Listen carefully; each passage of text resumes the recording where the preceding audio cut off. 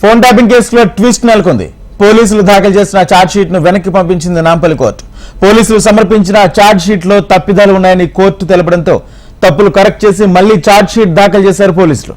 మరోవైపు ఈ కేసులో నిందితులుగా ఉన్న ప్రణీత్ రావు కోర్టులో బెయిల్ పిటిషన్ దాఖలు చేశారు.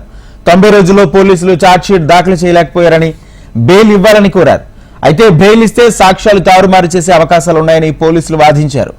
దాంతో ప్రణీత్ రావు బెయిల్ పిటిషన్ ను కొట్టివేసింది నాంపల్లి కోర్టు.